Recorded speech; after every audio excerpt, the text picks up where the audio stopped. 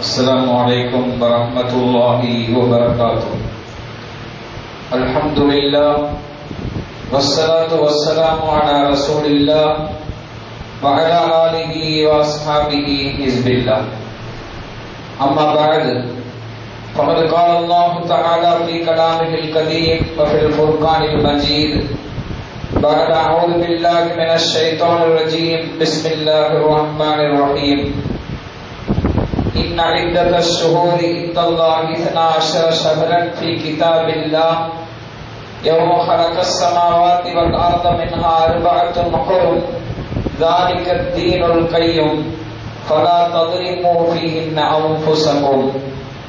وقال أيضا الذين ينقضون عهد الله من بعد ميثاقه ويقطعون ما أمر الله به أن يوصل ويفسدون في الأرض أولئك هم الخاسرون.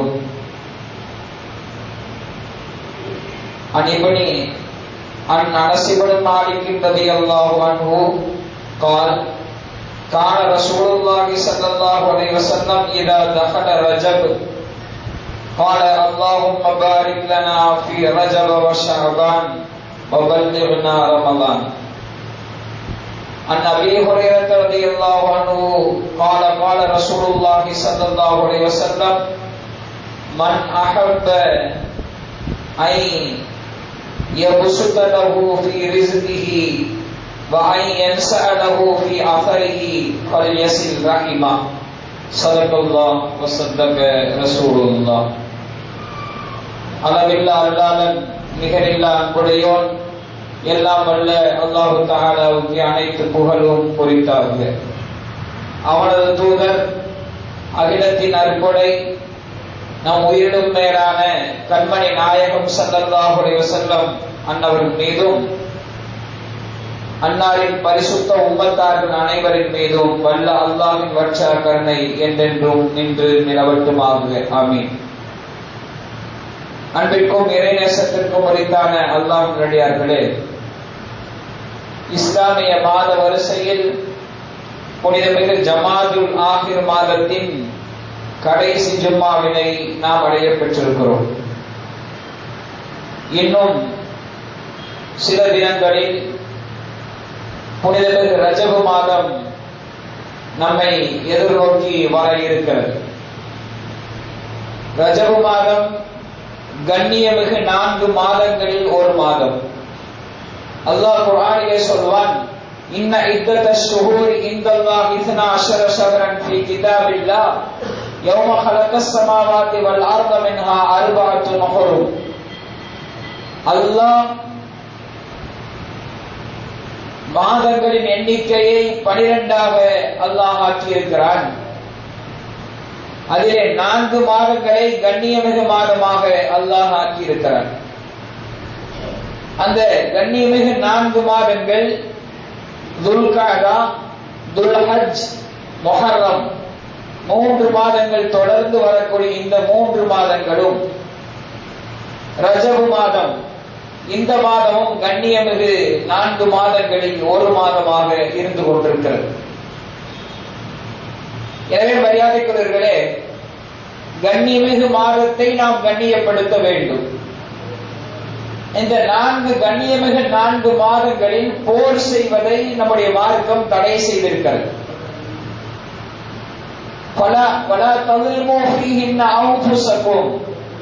நீங்கள் அந்த நாட்களில் அநியாயம் செய்யாதீர்கள் என்று அல்லாஹ் தஆலா குர்ஆனிலே சொல்கிறார்.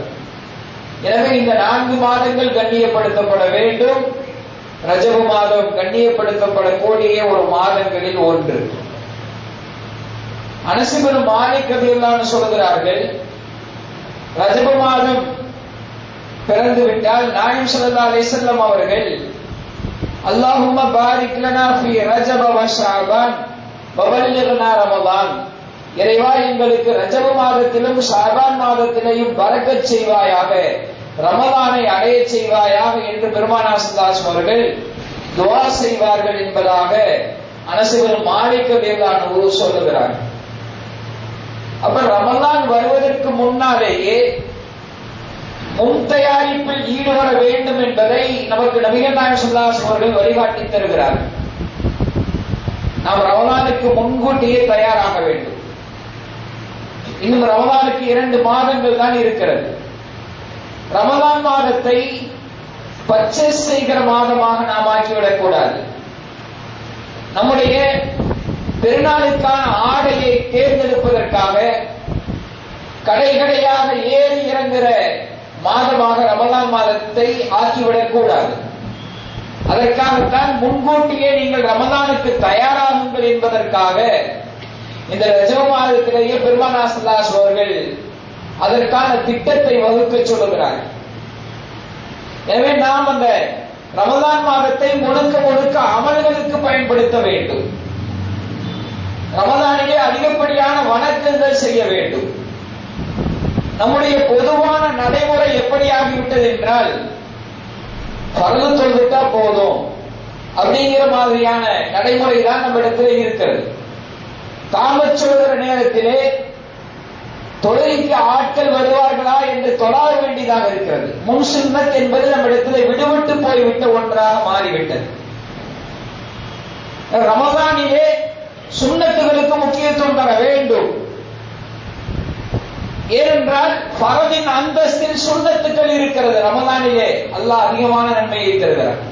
எனவே இந்த மற்ற மாதங்கள் எப்படியோ போய்விட்டாலும் கூட ரஜப் ஷாபான் இந்த மாதங்களிலாவது, என்றால் ரமலானிலே நாம் தராவீஹ் தொழ வேண்டும், அதிகப்படியான சுன்னத்துக்களை தொழ வேண்டும், அதிகப்படியான நஃபிலான வணக்கங்கள் செய்ய வேண்டும், தஹஜ்ஜத்தை தொழ வேண்டும். இதுக்கெல்லாம் முன்கூட்டிய பிராக்டிஸாக எடுக்கணும். அதற்காக இந்த மாதத்திலிருந்தே இதை செய்வதற்கு நாம் பழகிக் கொள்ள வேண்டும். ரமலான்ல எப்படி அமல் செய்வது என்று பட்ஜெட் செய்வதற்கான மாதமாக இந்த ரஜப் மாதத்தை நாம் ஆக்கிக் கொள்ள வேண்டும். எனவே மரியாதைக்குரிய ரஜப் என்பது கண்ணியமான மாதம். ரமலானுக்கான முன் தயாரிப்புகளை இந்த மாதத்திலே நாம் அதிகம் செய்வதற்கு நாம் கடமைப்பட்டிருக்கிறோம். இரண்டாவது மரியாதைக்குரியவர்களே, இரண்டாவது செய்தி, நம்முடைய சமூகத்திலே வாழ்ந்து கொண்டிருக்கிற, நம்மோடு கலந்து உறவாடிக் கொண்டிருக்கிற சகோதர சமுதாயத்தை சார்ந்த கிறிஸ்தவர்கள் கிறிஸ்துமஸ் கொண்டாட்டத்திலே ஈடுபட இருக்கிறார்கள். ஈசா நபி அலைஹிஸ்ஸலாம் அவர்களுடைய பிறப்பை கொண்டாடுகிறோம் என்ற பெயரால் அந்த விழா நடத்தப்படுகிறது. ஆனால் நாம் ஈசா அலைஹிஸ்ஸலாம் அவர்கள் குறித்து தெளிவாக குர்ஆன் சொல்லுகிறது. ஈசா அலைஹிஸ்ஸலாம் அவர்களை அவர்கள் கடவுளாக, கடவுளின் குமாரனாக ஆக்கிவிட்டார்கள். அவர் சிலுவையில் அறையப்பட்டார் என்று சொல்லுகிறார்கள். திருக்குறளில் அல்லாஹ் சொல்கிறார், வமா கதலுஹு வமா ஸலபுஹு வலாக்கின் ஷுப்பிஹ லஹு. ஈசா அலைஹிஸ்ஸலாம் அவர்கள் கொல்லப்படவும் இல்லை, அவர்கள் சிலுவையில் அறையப்படவும் இல்லை. அப்படி சிலுவையில் அறையப்பட்டது போன்ற வேறொருவரின் தோற்றம் அவர்களுக்கு காட்டப்பட்டது. அதையே அவர்கள் ஈசாவாக ஆக்கிக் கொண்டார்கள் என்று அல்லாஹ் சொல்கிறார். எனவே இது குறித்த உண்மையை, தெளிவை அவர்களுக்கு விளக்க வேண்டியது நம்ம கடமையாக இருந்து கொண்டிருக்கிறது. அல்லாஹ் ஈசா அலைஹிஸ்ஸலாம் அவர்கள் குறித்து சொல்கிறார், அவர்கள் கொல்லப்படவில்லை, அவர்கள் சிலுவையில் அறையப்படவில்லை, அல்லாஹ் அவர்களை உயிரோடு அப்படி வானத்திலே உயர்த்தி விட்டான் என்று சொல்கிறார். கியாமத்தின் நெருக்கத்தில் ஈசா அலைஹிஸ்ஸலாம் அவர்கள் வருவார்கள். இது நாம் அறிந்திருக்கிற உண்மை. அவர்களுக்கு எத்தி வைக்க வேண்டியது நம்ம கடமையாக இருந்து கொண்டிருக்கிறது. ஆக இந்த இரண்டு விஷயங்கள், ரஜபை ரமலானுக்கான பட்ஜெட் இடுகிற மாதமாக நாம் ஆக்கிக் கொள்ள வேண்டும். கிறிஸ்துமஸ் என்பது ஈசா அலைஹிஸ்ஸலாம் அவருடைய பிறப்பை கொண்டாடுகிற அந்த கிறிஸ்தவ மக்கள் அவரை கடவுளாக ஆக்கிக் கொண்டார்கள். அவர் கடவுளோ கடவுளின் குமாரரோ அல்ல, அவர் இறை தூதர் என்கிற உண்மையை அவர்களுக்கு பறைசாட்ட வேண்டும். அவர் சிலுவையில் அறையப்படவில்லை, அவர் உயிரோடு அல்லாஹ் உயர்த்தி விட்டார். கியாமத்தின் நெருக்கத்தில் வருவார்கள் என்ற செய்தியை அவர்களுக்கு நாம் சொல்ல கடமைப்பட்டிருக்கிறோம். மரியாதைக்குரியவர்களே, இந்த வாரத்தினுடைய தலைப்புக்கு நாம் வருவோம். ஷைத்தான் பல்வேறு விதமான சூழ்ச்சிகளை நம்மை ஆழ்த்த அவன் தவறுவதில்லை. நம்மை தவறில் ஆழ்த்துவதற்கு பல்வேறு விதமான சூழ்ச்சிகளை செய்கிறான். ஏனென்றால் ஆதம் அலைஹிஸ்ஸலாம் அவர்களுக்கு அல்லாஹ் சஜிதா செய்ய சொன்ன போது நான் சஜிதா செய்ய மாட்டேன் என்று மறுத்த அந்த இப்லீஸ் இறைவனால் சபிக்கப்பட்டவனாக இந்த பூமிக்கு அனுப்பப்பட்டான். அந்த நேரத்திலே அவன் இறைவனிடத்திலே வேண்டுகோள் வைத்தான், இறைவா என்னை கியாமத் நாள் வரையிலேயும் இருக்கச் செய்கிறேன் என்று அல்லாஹ் சொன்னான். قال رب بما أغويتني لأزينن لهم في الأرض ولأغوينهم أجمعين. இறைவா நான் அவர்களை வழிகெடுப்பேன் என்று இறைவனிடத்திலே சொல்லிவிட்டு வந்தான் இப்லீஸ். அப்படிப்பட்ட அந்த ஷைத்தான் நம்மை தவறில் ஆழ்த்துவதற்கு அவன் பல்வேறு விதமான முயற்சிகளை மேற்கொள்கிறான். மது, மாது, வட்டி இது போன்ற பல்வேறு விதமான தவறுகளை அவன் அலங்கரித்து காட்டுகிறான். நாம் அல்லாஹ்வின் அருளால் அதிலிருந்து அந்த பாவங்களிலிருந்து தப்பித்து விடுகிறோம். ஆனால் நம்மை ஷைத்தான் வீழ்த்தி விடுகிற சில பாவங்கள் இருக்கிறது. அது நம் கண்ணுக்கு பாவமாகவே தெரிவதில்லை. ஆனால் அவைகள் மிகப்பெரிய பாவங்கள். ஆனால் அவைகள் நமக்கு பாவமாக தெரிவதில்லை. தொழுகையில் பேணுதலாக உள்ளவர்கள், ஹஜ் செய்தவர்கள், பயபக்தியாக உள்ளவர்கள் எல்லோரும் அந்த பாவங்களில் தள்ளப்பட்டு விடுகிறார்கள். ஆனால் அந்த பாவங்களை எல்லாம் நாம் அலட்சியமாக கருதுகிறோம். அப்படிப்பட்ட பாவங்களில் ஒன்றுதான் உறவை முறித்து வாழ்வது. இது ஒரு மிகப்பெரிய பாவமாகும். அதனால்தான் அல்லாஹ் தஆலா ஹஜ்ஜுக்கு யாராவது இஹ்ராம் கட்டினால் ஃபமன் ஃபரத ஃபீஹின்னல் ஹஜ்ஜ ஃபலா ரஃபஸ வலா ஃபுசூக வலா ஜிதால ஃபில் ஹஜ். யார் ஹஜ்ஜுக்கு இஹ்ராம் கட்டி விடுகிறாரோ அவர் அசுத்தமான வார்த்தைகளை பேச வேண்டாம், கெட்ட வார்த்தைகளை பேச வேண்டாம், சண்டையில் ஈடுபட வேண்டாம் என்று அல்லாஹ் சொல்கிறார். சண்டையில் ஈடுபட்டால் அவரின் இஹ்ராம் முறிந்துவிடும். அசுத்தமான வார்த்தைகள் பேசினால் அவருடைய இஹ்ராம் முறிந்துவிடும். கெட்ட வார்த்தைகள் பேசினால் அவருடைய இஹ்ராம் முறிந்துவிடும். அவர் அதற்காக குற்றப்பரிகாரமாக அல்லாஹ் எதை விதித்திருக்கிறாரோ அதை குற்றப்பரிகாரமாக செய்துவிட்டுத்தான் அவர் திரும்ப இஹ்ராமுக்குள் வர வேண்டும். அப்புறம் சண்டை போடுவது மிகப்பெரிய பாவம். சண்டை போடுவது மிகப்பெரிய பாவம். நாம் இந்த உலகிலே புது புது நோய்கள் எத்தனையோ பார்த்து கொண்டிருக்கிறோம். எத்தனையோ அழிவுகளை பார்த்து கொண்டிருக்கிறோம். வெள்ளப்பெருக்கு, நிலச்சரிவு, நிலநடுக்கம், அல்லாஹ்வுடைய தண்டனைகள், இது போன்ற தண்டனைகள் இறங்குவதற்கும், நம்முடைய அமல்கள் ஏற்றுக்கொள்ளப்படாமல் போவதற்கும், நம்முடைய துஆக்கள் ஒப்புக்கொள்ளப்படாமல் போவதற்கும் உறவுகளை முறித்து வாழ்வது ஒரு காரணம். நாயகம் ஸல்லல்லாஹு அலைஹி வஸல்லம் சொன்னார்கள், ஒரு அடியான் அல்லாஹ்விடத்திலே துஆ செய்கிறான், அவனிடத்தில் எந்த பாவமும் இல்லை என்றால், உறவுகளை துண்டித்து வாழவில்லை என்றால், அல்லாஹ் அவனுக்கு அவன் கேட்கிற பிரார்த்தனைகளில் 3 வகையிலே அல்லாஹ் எப்படியாவது நிறைவேற்றி விடுவான். ஒன்று, அவன் கேட்டதையே இந்த உலகத்திலே கொடுப்பான், அல்லது ஆகிரத்தில் அதற்கு மறுபரிகாரமாக அல்லாஹ் தருவான், அல்லது அவனுக்கு ஏற்படுகிற ஒரு தீங்கை அல்லாஹ் தடுப்பான். துஆ செய்கிற ஒரு 3ல 1 கிடைக்கும். கேட்டது கிடைக்கும், அல்லது மறுமையிலே அல்லாஹ் கொடுப்பான், அல்லது நமக்கு வருகிற தீங்கை அல்லாஹ் தடுப்பான். ஆனால் நாம் அதற்கு என்ன செய்ய வேண்டும்? உறவை முறிக்காமல் இருக்க வேண்டும். உறவை முறித்தால் துஆ ஏற்றுக்கொள்ளப்படாது. நாம் எவ்வளவுதான் கதறி துஆ செய்தாலும் உறவை துண்டித்து வாழ்ந்தால் அந்த துஆ ஏற்கப்படாது. அப்படியானால் உறவை முறித்து வாழ்வது எவ்வளவு பெரிய பாவம், யோசித்து பார்க்க வேண்டும். இன்று தந்தை மகனுக்கிடையே உறவுகளில் விரிசல், பேச்சுவார்த்தை கிடையாது. அல்லாஹ் சொல்வான், வக்கலா ரப்புக அல்லா தஅபுது இல்லா இய்யாஹு வபில் வாலிதைனி இஹ்சானா.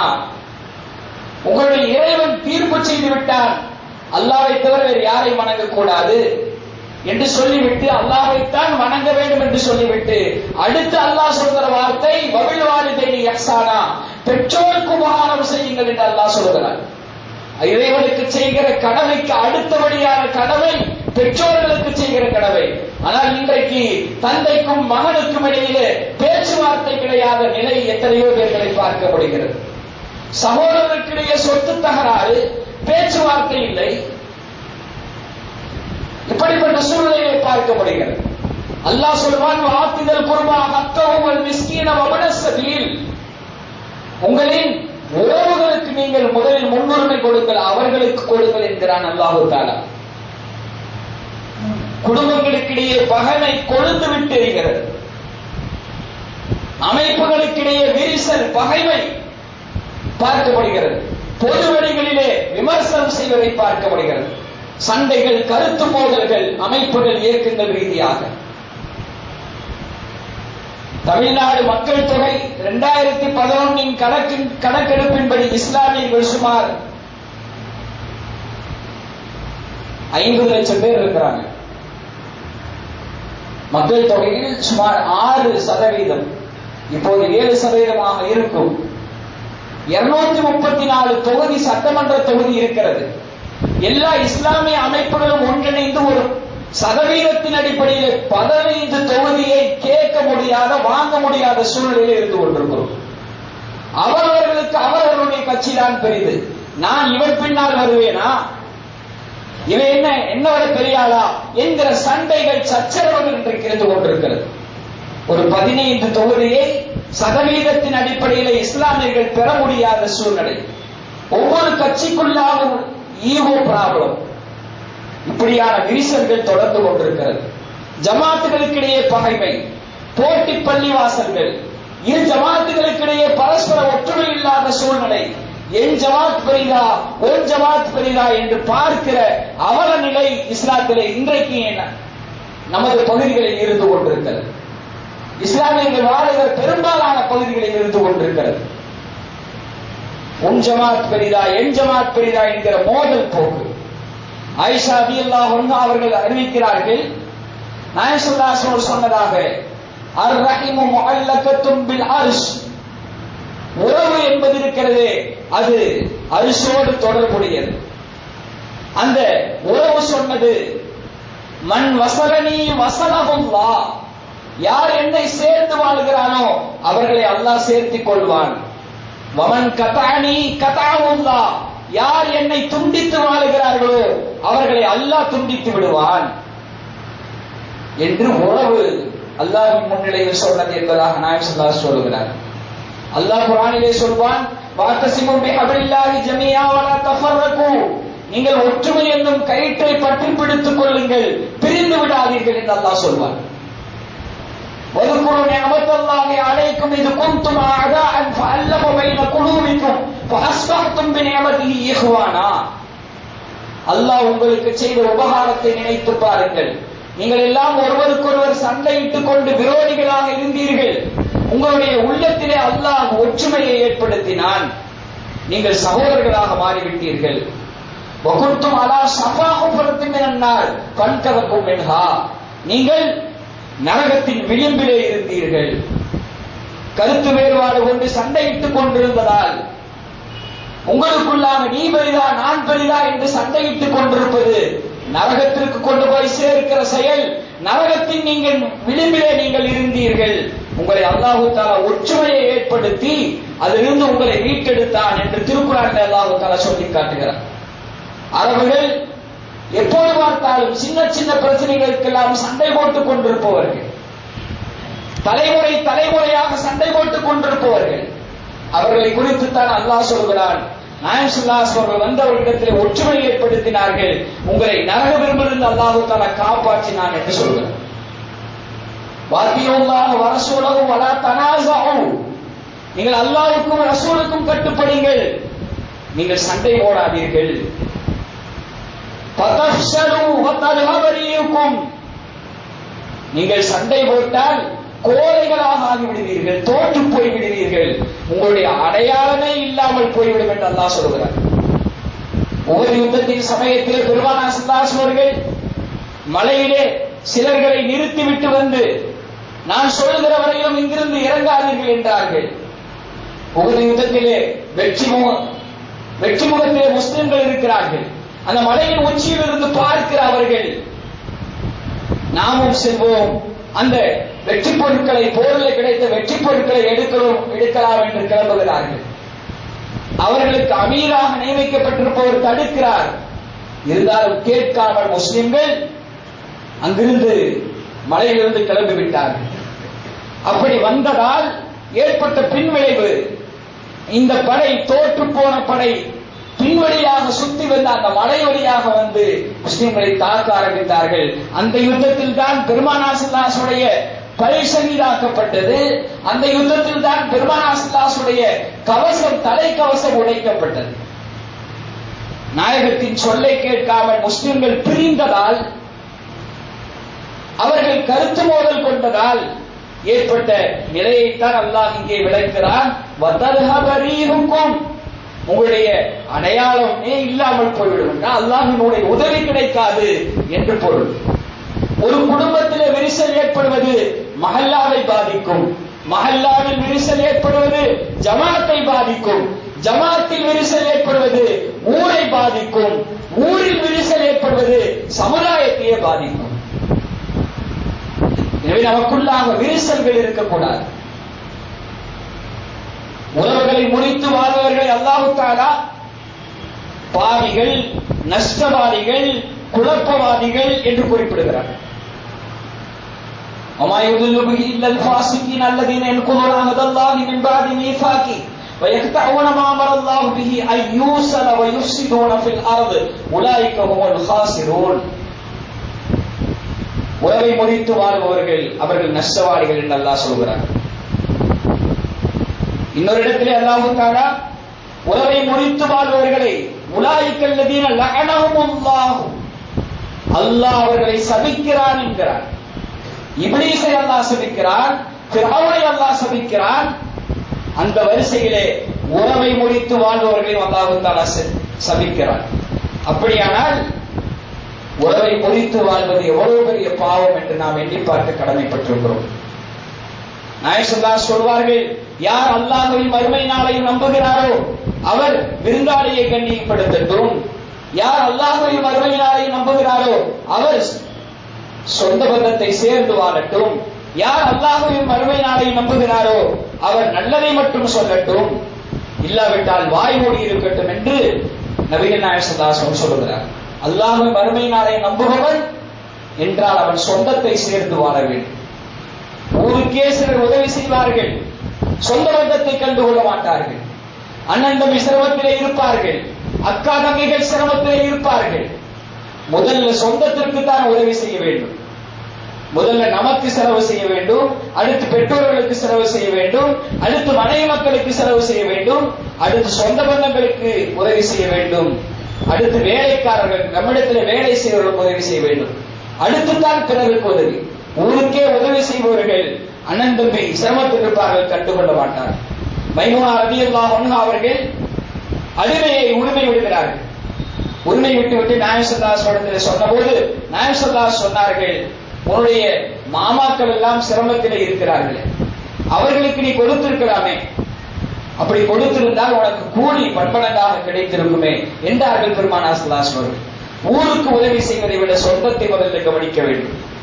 நாயகம் ஸல்லல்லாஹு அலைஹி சொன்னார்கள், லா யதுகுல் ஜன்னத காத்தியுன், யார் உறவை முறித்து வாழ்கிறார்களோ அவன் சொர்க்கத்தில் நுழைய மாட்டான் என்றார்கள் பெருமானார் ஸல்லல்லாஹு அலைஹி வஸல்லம். எவ்வளவு கடுமையான வார்த்தை என்று நாம் யோசித்து பார்க்க வேண்டும். சொர்க்கம் தான் நமது பிரதானமான இலக்கு. அந்த இலக்கை அடைய நாம் உறவை முறித்து வாழ்வது தடையாக இருந்து கொண்டிருக்கிறது. எச்சரிக்கையாக இருக்க வேண்டும். சண்டை சச்சரவுகள் வரத்தான் செய்யும், எல்லோரும் மனிதர்கள் தான், ஆனால் சேர்த்து கொள்ள வேண்டும். வீம்பும் வீராப்பும் இருக்கக்கூடாது. அவன் வந்து முதல்ல பேசட்டும் என்று எதிர்பார்க்க கூடாது. சிலர் சண்டை போடும்போது உன் வீராரே ஆகாது என்று சொல்லி விடுவார்கள். அப்படிப்பட்ட வார்த்தைகள் எல்லாம் சொல்லக்கூடாது. மௌத்து வரையும் பகைமையிலேயே வாழ்வது இதுவெல்லாம் இஸ்லாம் காட்டுகிற வழிமுறை அல்ல. யார் துண்டித்து வாழ்கிறார்களோ அவர்களை அல்லாஹ் துண்டித்து விடுவார். யார் சேர்ந்து வாழ்கிறார்களோ அவர்களைத்தான் அல்லாஹ் சேர்த்துவார்.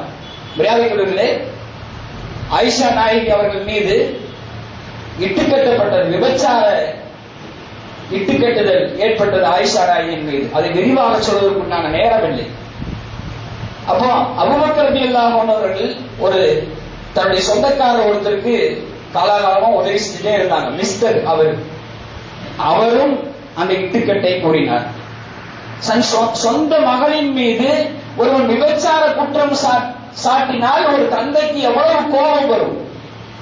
அதனால் அபூபக்கர் எங்கிட்டயே நீ உதவி வாங்கிட்டு என் மகளை பற்றியே தவறாக பேசுகிறாயா என்று அவருக்கு உதவி செய்வதை நிறுத்திட்டார். அல்லாஹ் அதை கண்டித்து வசனத்தை இறக்கினார். வலா யத்தனி உலில் ஃபத்லி மின்கும் வஸ்ஸஅத்தி அன் யுது உலில் குர்பா. அல்லாஹ் சொல்கிறான், அய்யுது உலில் குர்பா வல் மசாகின் வல் முஹாஜிரின் ஃபீ சபீலில்லாஹ் ஃபல்யாஃபு வல் யஸ்ஃபஹு அலா துஹிபூன அன் யக்ஃபிரல்லாஹு லக்கும். நீங்கள் அவரை மன்னிச்சிருங்கங்கறாங்க. உங்கள் அல்லாஹ் மன்னிக்கணும் அபூபக்கரே, நீங்கள் அவரை மிஸ்தகை மன்னித்திருங்கள் என்று சொன்னான். ஒரு தந்தைக்கு தன்னுடைய மகளை விபச்சாரி என்று சொன்னவனின் மீது எவ்வளவு ஆத்திரம் வரும், அதையெல்லாம் மன்னிக்க சொல்லுகிறான். யோசித்து பார்க்க வேண்டும். பிறகு அபூபக்கர் அவர்கள் அந்த மிஸ்தகிடத்தில் மன்னிப்பு கேட்டு அவருக்கு உதவி செய்தார்கள் என்பது வரலாறு. நாம் யோசித்து பார்க்க வேண்டும். மரியாதைக்குரிய நாயகம் ஸல்லல்லாஹு அலைஹி வஸல்லம் ஹஜ்ஜத்துல் வதா என்று சொல்லப்படுகிற கடைசி ஹஜ்ஜிலே சுமார் 1.25 லட்சம் முஸ்லிம்கள் ஒன்று கூடி இருக்கிற அந்த சபையிலே நாயகம் ஸல்லல்லாஹு அலைஹி வஸல்லம் கேட்டார்கள், ஹல் ஃபீக்கும் காத்திஉ ரஹீம், இந்த கூட்டத்திலே யாராவது உறவை முறித்தவர்கள் இருக்கிறீர்களா என்று கேட்டார்கள். அந்த 1.25 லட்சம் சஹாபாக்களில் ஒரே ஒருத்தர் தான் இருந்துச்சு. 1.25 லட்சம் சஹாபாக்களில் ஒரே ஒருவர் தான் இழந்திருந்தார்.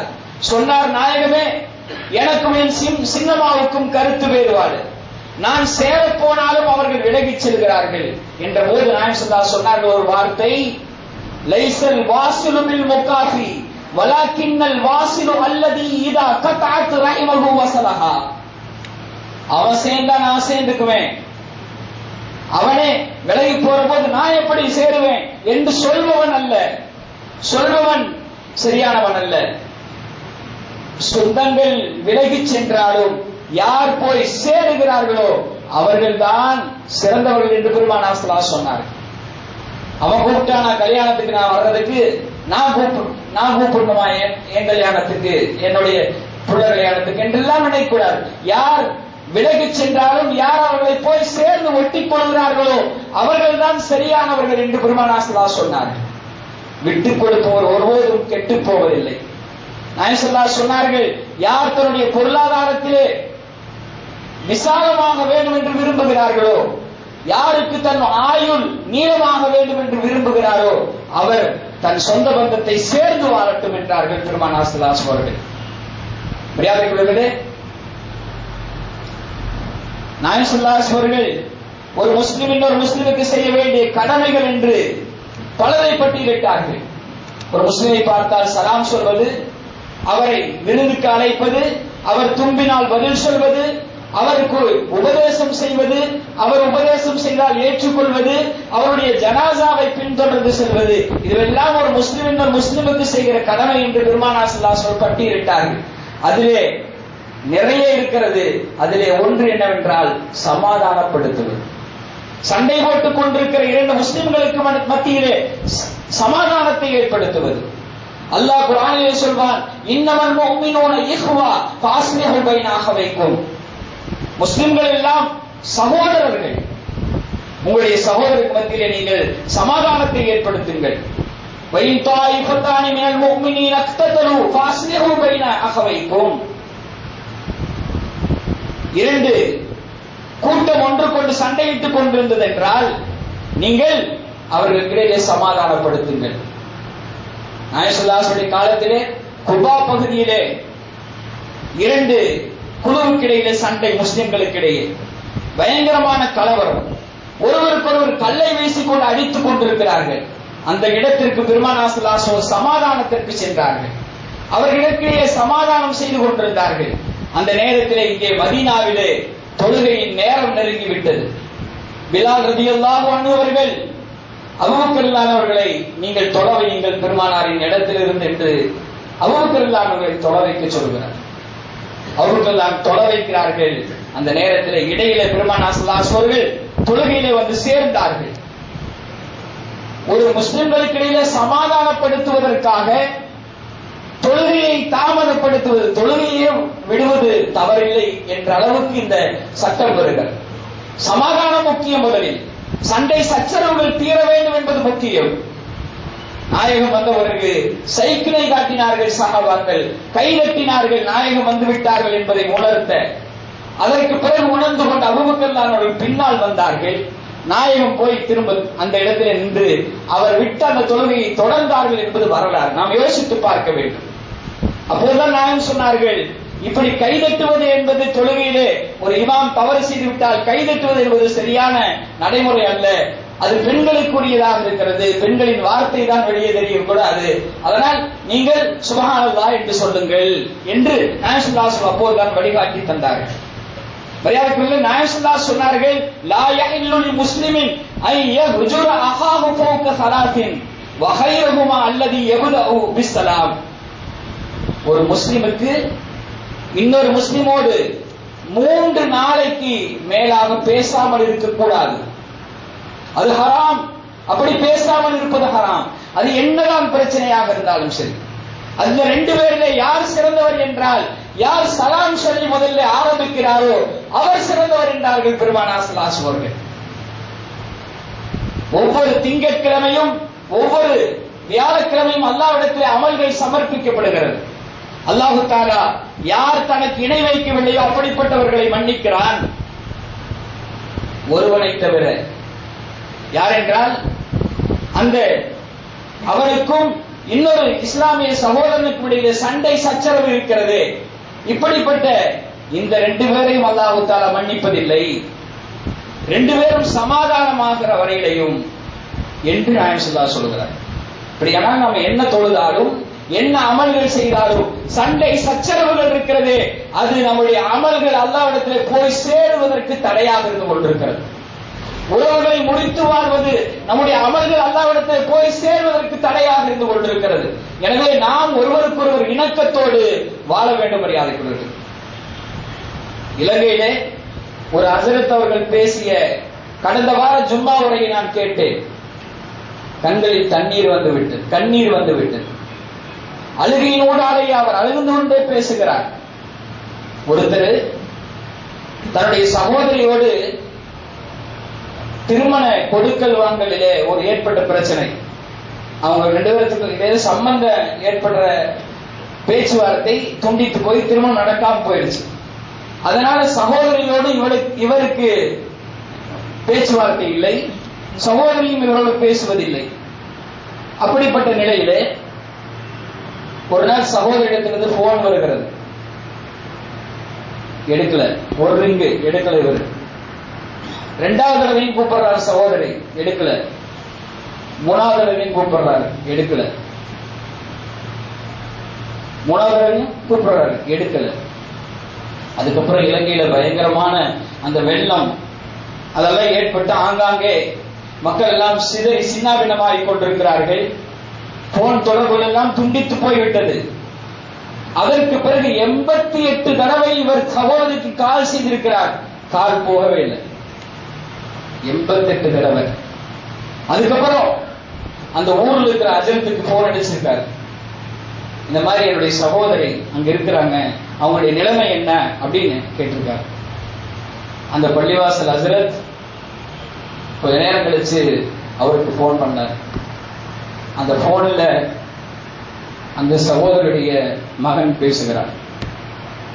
மாமா, எங்க அம்மா வெள்ளம் வந்துச்சு, கீழ்மாடிக்கு வெள்ளம் வந்தது, உங்கள்கிட்ட எப்படியாவது பேச்சு மன்னிப்பு கேட்கணும்னு நினைச்சாங்க, போன் அடிச்சாங்க, நீங்க எடுக்கல. 2வது மாடிக்கு தண்ணி வந்துருச்சு, அதுக்கப்புறமும் உங்களை கூப்பிட்டாங்க, நீங்க போன் எடுக்கல. எங்க வீடே மூழ்கி போச்சு, எங்க அம்மா என்ன நிலைப்படா அப்படின்னு கேட்கும்போது கடைசியில எங்க அம்மா மௌத்தா போகும்போது சொன்னாங்க, உங்க மாமாவை எனக்கு கஃபன் போட சொல்லுன்னு சொல்லு, உங்க மாமாவை எனக்கு கஃபன் போட சொல்லுன்னு சொன்னாங்க மௌத்தா போகும்போது. ஆனா இப்பதான் ஹஸரத் உங்கள்ட்ட இருந்து அந்த போன் தகவல் சொன்னாரு, சகோதரிய அதான் எங்க அம்மாவை இப்பதான் நாங்க அடக்க முடிச்சுட்டு ஜனாசாவெல்லாம் தொழுதுட்டு அடக்கிட்டு நாங்க இப்ப வரோம் அப்படின்னு சொன்னாங்க. அவர் அந்த ஹஸரத்துல சொல்லி கதறி அழுகிறார்.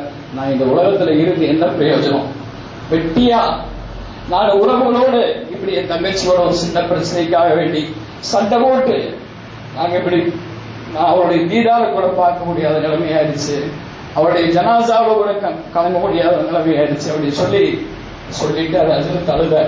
யோசிச்சு பார்க்க மரியாதைக்குரியவர்களே, அந்த உறவுகளோடு நாம் ஐக்கியமாக இப்படி பிணையணும், அது நம்முடைய சொர்க்கத்துக்கு கொண்டு போய் செலுத்துகிற ஒரு நல்ல செயலாக இருந்து கொண்டிருக்கிறது. எனவே உறவோடு உறவாடி கொண்டே இருக்க வேண்டும். இஸ்லாமிய சகோதரர்களோடும் நாம் சண்டை சச்சரவு இல்லாமல் சகோதரத்தோடு பழக வேண்டும். யாரும் ஈகோ பார்க்க வேண்டாம். இந்த விஷயத்துல யார் முதல்ல போய் சலாம் சொல்லி அவர்கிட்ட பேச்சுவார்த்தை நடத்தி இணைந்து கொள்கிறாரோ அவர் அல்லாஹ்விடத்தில் மிகச் சிறந்தவராக இருக்கிறார். எதை கேட்டோமோ எதை சொன்னோமோ நடிப்பில் செயல்படுக்கும் நண்பர்களுக்கு அல்லாஹ் உணர்வு தந்தல்வான். ஆமீன். வாஹிதான் அல்ஹம்துலில்லாஹி ரப்பில் ஆலமீன். அஸ்ஸலாமு அலைக்கும் வரஹ்மத்துல்லாஹி வபரகாத்துஹு. மரியாதை குருவில் ஜும்மா பயான் லேட் ஆகிட்டே இருக்குது. 12:50 இன்ஷா அல்லாஹ் அடுத்த வாரத்திலிருந்து ஜும்மா பயான் ஆரம்பிச்சலான்ட்டு இருக்கிறோம். அதனால நீங்க முன்னாடியே வாங்க. 12:30க்கு பள்ளிவாசலுக்கு வந்துடணும் அப்படிங்கிற அந்த பழக்கத்தை உருவாக்கி அல்லாஹ் காப்போம்.